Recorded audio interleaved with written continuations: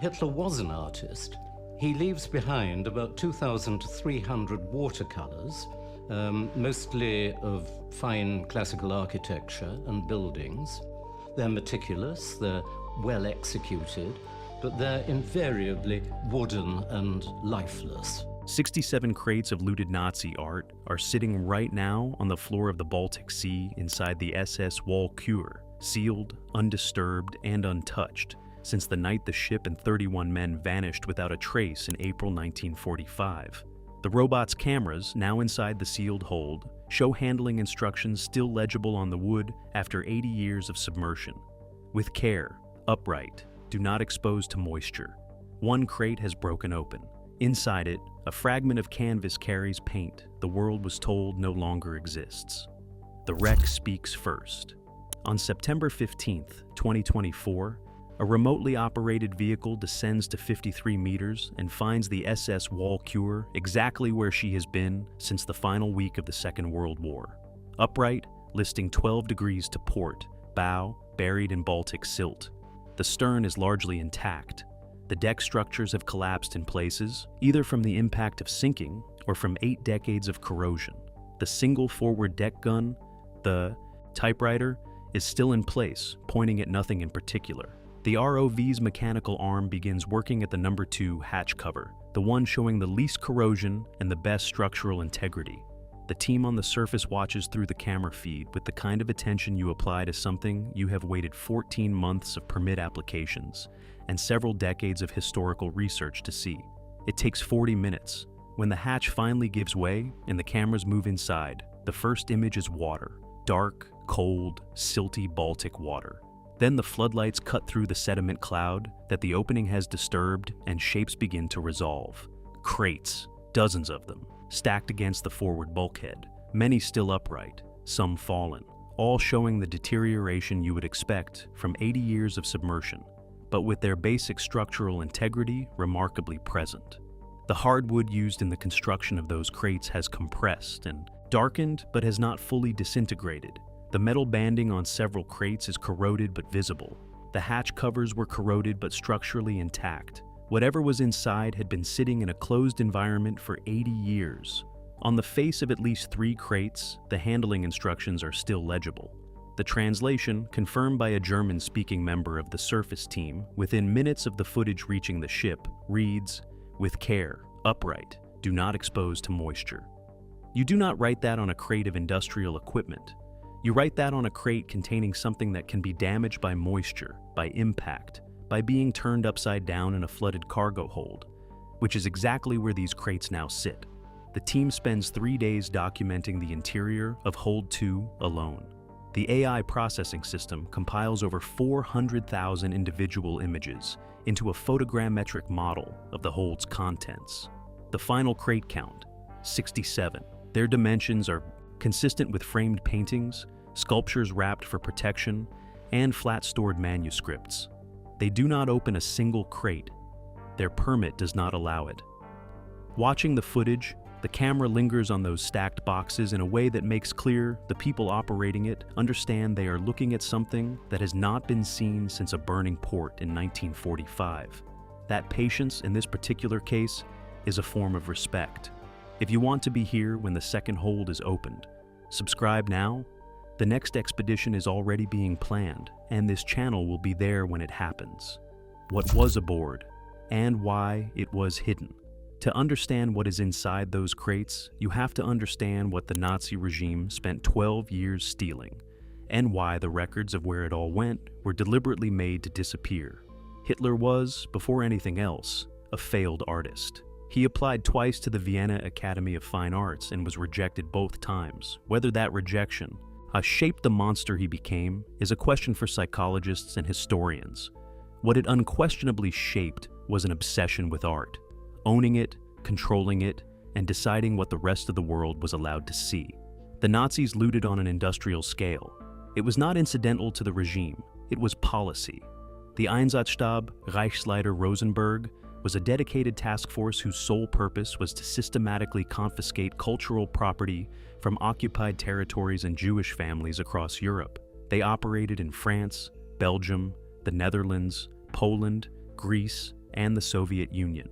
They cataloged what they took with the same methodical thoroughness the regime applied to everything. By conservative modern estimates, the Nazis stole somewhere between 600,000 and 1 million individual works of art during the Second World War. Paintings, sculptures, tapestries, rare manuscripts, ancient artifacts. The full scope has never been completely mapped because many of the families who owned these objects were murdered and left no one to file claims. Hitler had a specific destination in mind for the finest pieces, a super museum in Linz, Austria, his hometown, that would become the cultural capital of the Greater German Reich. The Führer Museum would house the greatest art collection ever assembled under one roof. Thousands of works had already been selected and cataloged for it. By early 1945, it was obvious to everyone, except perhaps Hitler himself, that the museum would never be built. The Soviet army was not going to politely wait while someone finished construction. So, the question became not where to display the collection, but where to hide it. Some pieces went into the salt mines at Alt-Aussee in Austria, where Allied forces famously found them in May 1945. Those recoveries were celebrated, documented, photographed. They became the foundation of the post-war restitution effort and eventually a Hollywood film, which is well and good for everyone except the families who still have not gotten their property back. But the Alt-Aussee collection was not everything, not even close. A separate convoy, selected personally by a senior official in the Reich Ministry of Propaganda, whose name appears in documents recovered from a private archive in Hamburg in 2011, moves toward the Baltic coast in the third week of April 1945. The selection criteria are not artistic. They are financial, works that can be moved, sold, or traded. A financial reserve disguised as a cultural one. They are loaded onto the Walküre at the port of Stettin, now Szczecin in modern Poland, on April 23, 1945. The manifest lists 143 individual items, paintings by Vermeer, Bruegel the Elder, and Cranach, sculptures removed from a museum in Kiev, illuminated manuscripts from a Dutch monastery whose community was deported in 1942, gold ecclesiastical objects from Ukrainian churches. Two independent archivists have now concluded the Hamburg documents are authentic. If they are accurate, that manifest includes one painting the art world was told was destroyed in the bombing of Dresden in February 1945. That detail matters more than anything else in this story. The hold is coming, the ship and the lie. The ship chosen to carry all of it was a 24-year-old coal hauler that smelled of rust and diesel and had a deck gun her own crew called the typewriter, because it was about as useful against aircraft as a typewriter would have been. The SS Walküre was not built to carry treasure. She was built to carry coal. Launched in 1921 in Hamburg, she was a Baltic bulk carrier, 3,400 tons, 112 meters bow to stern, a flat-bottomed hull designed for the shallow, busy waters of the Baltic. Top speed of 11 knots, which in 1921 was respectable, and by 1945 was not going to help anyone outrun a Soviet aircraft. She spent the 1920s and 30s moving industrial cargo between German, Scandinavian, and Polish ports. Coal, iron ore, timber, grain. Unglamorous, reliable, invisible. The kind of ship that port workers stopped noticing after the third visit. The Wehrmacht requisitioned her in 1941, painted her naval gray, and replaced her civilian crew with merchant sailors operating under military authority. She made 11 documented supply runs between 1941 and 1944. She was attacked twice, damaged once, repaired at Danzig, and sent back out. By the spring of 1945, she was mechanically tired and operating in waters Soviet forces were rapidly coming to dominate. She was not anyone's first choice for a sensitive cargo run, but she was available. And in April 1945, available was the only qualification that mattered. April 23, 1945. Stettin is burning. The Soviet army is 40 kilometers to the east. The port is chaos. Soldiers, civilians, Nazi officials, ordinary families competing for the same space on the same ships, trying to escape what is coming. The Walküre is loaded under the supervision of 2 SS officers whose names appear in the Hamburg documents, but nowhere in any post-war tribunal record. The crates are labeled as industrial equipment. This is not a convincing label, given that some are padded with silk and stenciled with handling instructions no one applies to industrial equipment. But in the chaos of a collapsing military port in the final days of a lost war, nobody asks hard questions about crate labels. Loading takes 6 hours, 143 items. She sails at 3 o'clock in the morning on April 24th, with 31 men aboard and a destination of Kiel on the western Baltic coast, where presumably someone with a plan is waiting. She never arrives. The official record says Soviet aircraft attacked and sank her on May 2nd, 1945, 6 days after she sailed. A ship 250 kilometers from her destination, 6 days out, with no distress signal, no rescue operation, and no survivor testimony recorded in any official file. The Soviet Air Force records, examined by a German maritime historian in 2006, contain no record of an attack matching the Walküre's reported position on that date. The 2 SS officers who supervised the loading, one dies in a car accident in 1947, in circumstances a Belgian investigative journalist later describes as implausible. The other immigrates to Argentina in 1948. Not an unusual destination for people in his position at that particular time. The Walküre sank. The art sank with her. That was the story for almost 80 years. What the scans proved. The expedition that changes everything departs from Gdansk in the second week of September 2024, organized by the Baltic Maritime Heritage Foundation in partnership with a Gothenburg-based deep-sea imaging company.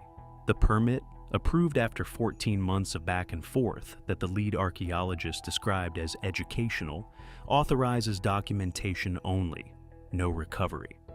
The wreck's approximate position had been known since 2003, when a Swedish researcher named Lars Bergström cross-referenced Baltic shipping records and Soviet naval patrol logs to identify a sonar anomaly 14 kilometers northwest of Bornholm as a probable match for the Walküre's profile. A Polish salvage company had applied to explore it in 2007, denied on grounds of potential war grave status, a legitimate reason and also a convenient one. The 2024 expedition deploys 2 autonomous underwater vehicles with multi-beam sonar accurate to within 2 centimeters and an ROV carrying high-definition cameras, LED flood arrays, and a mechanical arm for close documentation. An AI system runs in real time on the surface vessel, stitching sonar returns and camera feeds into a composite model that updates continuously as the robots move through the wreck.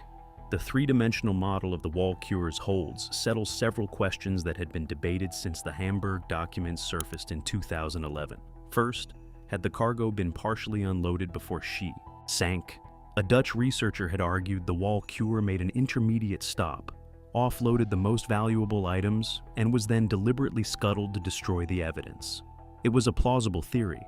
It explained the absence of Soviet attack records and the silence around the 2 SS officers. The scans destroy it. 67 crates in, hold 2 alone. Their arrangement consistent with a full, unbroken cargo load that has never been touched after the hatch was sealed in Stettin. The sediment layer on top of the crates is undisturbed. The hatch mechanism shows no evidence of having been opened and resealed. The corrosion pattern on the hatch cover is uniform, which it would not be if anyone had accessed it in 80 years. The art was there when the Walküre went down. The art is still there. Second, how did she actually sink? The hull damage pattern on the starboard side is consistent with an internal explosion, low in the hull near the engine room. Not a bomb from above, not a torpedo from outside, something that originates inside the ship. Naval architects who review the scan data in the weeks after the expedition identify the signature as consistent with either a boiler explosion or a deliberate charge placed in the engine compartment. The physical evidence supports either scenario. What it does not support is a Soviet air attack. The hull above the waterline shows no bomb impact damage. The deck structures did not collapse in the pattern produced by above-deck explosions. Whatever sank, the Walküre came from inside, the fragment of canvas. The third finding is the most quietly devastating. One crate has fallen from its stack and partially broken open, probably within the last decade, as the lower crates beneath it deteriorated past the point of bearing the weight above. The cameras capture the interior. The padding is still present. compressed, darkened, but structurally recognizable as purpose-built transport wrapping, designed to hold a rectangular object approximately 60 centimeters by 80 centimeters, consistent with a medium-format frame painting. The painting itself is not visible in the footage, whether it disintegrated over 8 decades of submersion, slipped deeper into the sediment, or remains inside that wrapping waiting for a conservator with more precision than an ROV arm can provide. Only a recovery operation will determine that. But in the upper right corner of that same frame, the AI processing system flags something during analysis, a fragment of canvas with paint still on it. The colors, degraded after 80 years, appear to include a deep ultramarine blue and a warm ochre. One of the expedition consultants, a conservator with 30 years of experience working with recovered artworks, puts her assessment in writing. The palette is consistent with Northern European painting of the late 16th or early 17th century. She is careful to say consistent with. She does not say anything more definitive than that. She has spent long enough in this field to know what happens when someone makes a claim they cannot fully support about a painting the world was told no longer exists. But she does not say it is inconsistent. The reckoning. The families of the people who own these paintings, these sculptures, these manuscripts have been filing restitution claims with German, Polish, Dutch, and French authorities since 1945. 80 years. Some of those original claimants are dead. Their children filed claims. Their grandchildren are filing claims now. For 80 years, the answer from the institutions responsible for tracking looted Nazi art has been, essentially, we are working on it. And we are not entirely sure where everything went. The Hamburg documents were sitting in a private archive for 66 years, while those families were told the historical record was incomplete. It was incomplete because nobody was completing it. The documents were not found. Through any systematic government or international effort, a researcher stumbled across them while looking for something else entirely. The Linz database, which catalogs artworks selected for Hitler's Plan Museum, contains entries matching descriptions in the Hamburg Manifest. A Vermeer interior acquired from a Jewish collector in Amsterdam in 1942. A triptych by Lucas Krenak the Elder removed from a Polish private collection in 1940. An illuminated Book of Hours from a Gelderland monastery whose community was deported in 1943. Every entry carries the same notation. Whereabouts unknown after 1945. That notation can now be updated. The whereabouts, as of September 2024, are 53 meters below the surface of the Baltic Sea, 14 kilometers northwest of Bornholm, in a cargo hold sealed for 80 years. The families who have been filing claims since 1945 belong at the front of every conversation about what is inside those crates. The institutions that spent 8 decades citing an incomplete record should reckon with the fact that the record was incomplete, in part because of choices those institutions made. 143 items on that manifest. 143 objects that belonged in someone's home, gallery, or place of worship before the war. Stolen by a regime that murdered the people who owned them, and then ensured the records of where everything went were either destroyed or buried, where nobody would look for 66 years. And 31 crew members who sailed out of Stettin in the early hours of April 24th, 1945, believing they were delivering a cargo to Kiel and going home.